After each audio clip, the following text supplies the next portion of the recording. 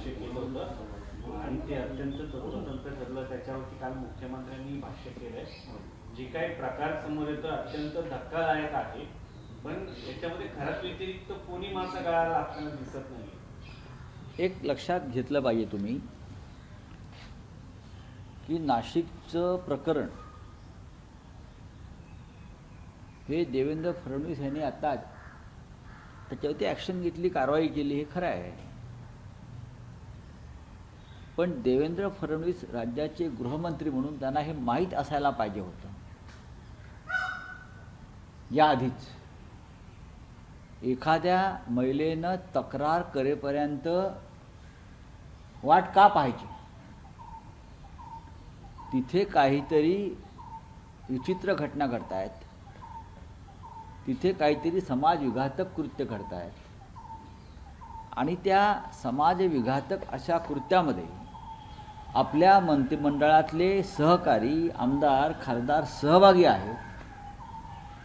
हे जर राज्याच्या मुख्यमंत्र्यांना त्याची कल्पना असेल तर ते त्याने थांबायला नको होतं आणि तात्काळ कारवाई करून त्याच वेळेला तिकडे धाडी घालून हे प्रकार थांबवले असते तर कदाचित अनेकांचं आयुष्य, प्रतिष्ठा, अब्रू वाचली असती.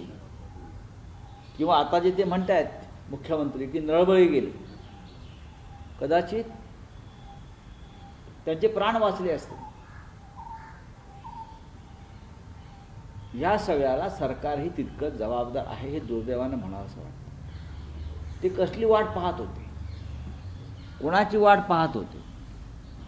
तुमचं जर इंटेलिजन्स विरोधकांवर पाळत ठेवण्या इतपत सक्षम आहे, मग ते अशा अघोरी बाबा बुवा वगैरे वगैरे वगैरे च्या जागेमध्ये अत्यंत घृणास्पद क्रूर कृत्य घडत असतील आणि तुमच्याकडे माहिती होती बऱ्याच दिवसापासून असं तुम्ही काल सांगताय विधानसभेत, मग तुम्ही हे थांबवलं का नाही? तुम्ही अनेक वर्ष मुख्यमंत्री आहात, त्याच्या आधीसुद्धा तुम्ही गृहमंत्री होता, डेप्युटी CM होता, त्याच्या आधी आपण मुख्यमंत्री होता, तरीही ही माहिती आपल्याकडे आलेली असताना आपण एका महिलेच्या तक्रारीची वाट पाहत बसला. हे अत्यंत मला असं वाटतं हे चुकीचं आहे. तर नाशिकमधले एखाद्या व्यक्तीला पकडल्यानंतर पोलीस त्याला त्याच्या तोंडातून मधून घेतात की नाशिक जिल्हा कायद्याचा बालेकिल्ला, मात्र इथून मागचे सगळे तुम्ही तर तिकडे हे होतात, संपर्क प्रमुख राहिले, इतके वर्ष पाहिजे. एवढे प्रकार समोर येतात, पत्रकारांवरती हल्ले होतात लोकांचे. नाही, नाशिक सोडून द्या, ती नाशिकमध्ये एक फॅशन झाली आहे पोलिसांची. पण महाराष्ट्र कायद्याचा बालेकिल्ला आहे का? संपूर्ण महाराष्ट्र हा ज्या पद्धतीनं कायद्याचा बालेकिल्ला असायला पाहिजे, नाशिक जर खरोखर कायद्याचा बालेकिल्ला असता तर खराससारखी प्रकरणं निर्माणच झाली नसती. खराससारखी प्रकरणं निर्माण झालीच नसती जर हा नाशिक किंवा अन्य कोणताही जिल्हा बीड कोण आहे तिथे? ज्याने हे सगळं बीडमध्ये घडवलेलं आहे आणि जे चित्र आपण पाहत आहे हे सगळे भारतीय जनता पक्षाचे हस्तक आणि समर्थक आहेत. कॅप्टन खरात हा भारतीय जनता पक्षाचा प्रचारक होता. त्याचा निवडणुकांमध्ये त्याच्या प्रचारासाठी वापर करून घेतला. आपण एक चित्र पाहिलं असेल की बच्चू कडू त्यांना भेटायला गेले आणि बच्चू कडूंना ते आशीर्वाद देतात, भारतीय जनता पक्षाच्या मंत्रिमंडळातले मंत्री बनून मला भेटायला या. ते असं नाही म्हणाले की काँग्रेस, राष्ट्रवादी, शिवसेना, भारतीय जनता पक्षाचे मंत्री बनून पुन्हा इथे तुम्ही या. याचा अर्थ असा आहे की भारतीय जनता पक्षाविषयी त्यांना सहानुभूती होती आणि भारतीय जनता पक्ष अशोक खरातांना सर्व सहकार्य करत होते आणि निवडणूक काळामध्ये अशोक खरात त्यांच्या भक्तांवर दबाव आणून भारतीय जनता पक्षाचा प्रचार करा, त्यांना मतदान करा अशी भूमिका नक्कीच घेत होता. तसं नसतं तर बच्चू कडू किंवा अन्य लोकांना भारतीय जनता पक्षाचा मंत्री होऊन मला भेटायला या असा आशीर्वाद दिला नसता. पहा तुम्ही, आता जेव्हा तिथे काही अशा घटना घडत गेल्या आणि त्या सरकारमधल्या लोकांना वाटलं की हे आमच्या विरोधामध्ये काहीतरी चाललं आहे, त्यानंतर तिथे कारवाईला सुरुवात झाली आणि चांगली कारवाई झाली.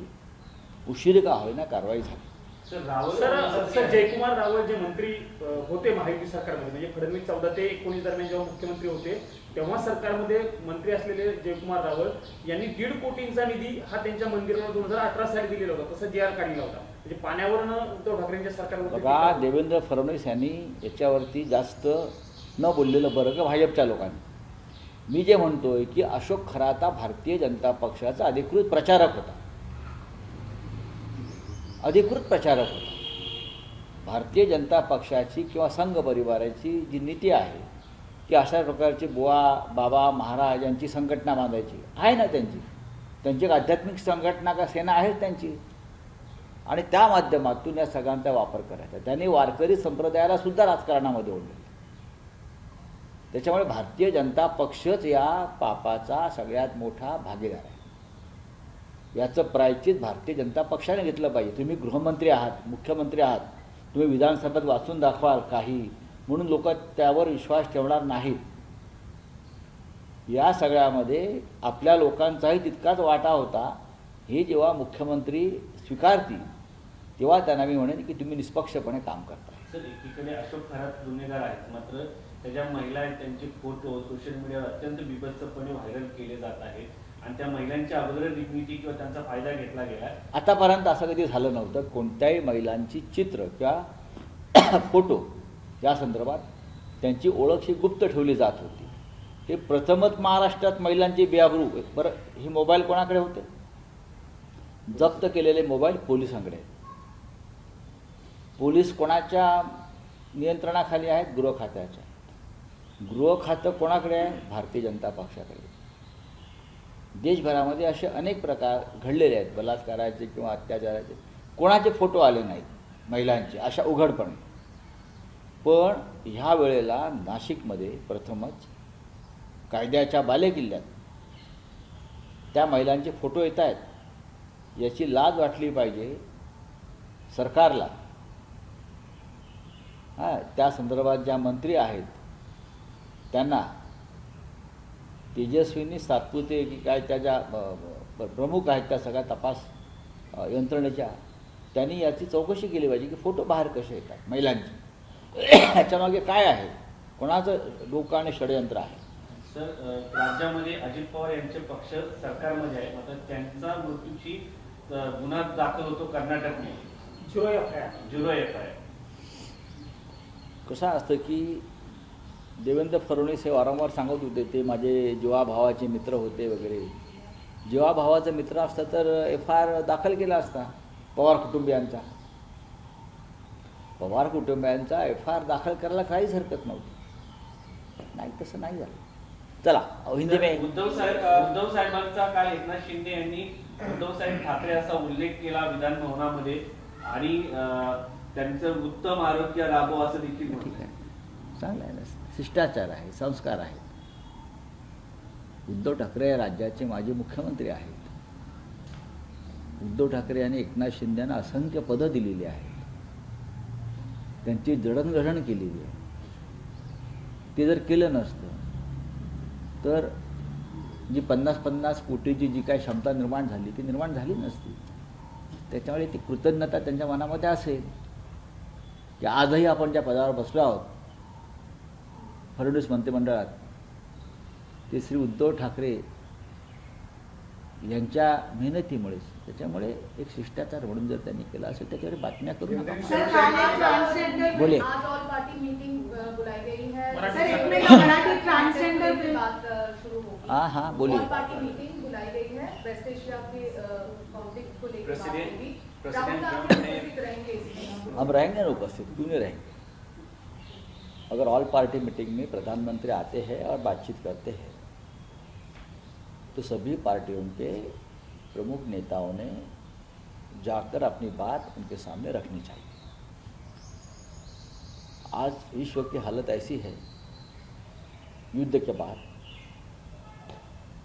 कि भारत का अस्तित्व है या नहीं इस पूरे मामले में ये पता नहीं चल रहा है. पाकिस्तान का अभिनंदन ट्रंप ने किया है क्योंकि पाकिस्तान ने इनिशिएटिव लिया है कि ईरान और इजराइल की जो युद्ध चल रहा है उसमें मध्यस्थता करने को अब तैयार है। ये पाकिस्तान ने भूमिका ओपनली ली, लेकिन भारत सरकार भूमिका नहीं ले रही है, किसी प्रकार की भूमिका नहीं ले रही। तो प्रेसिडेंट ट्रंप ने भी पाकिस्तान का अगर स्वागत किया है तो मोदी जी कहाँ हैं? विश्वगुरु कहाँ है हमारे? इतना बड़ा देश है, हम कहाँ है? मोदी को तो ट्रंप ने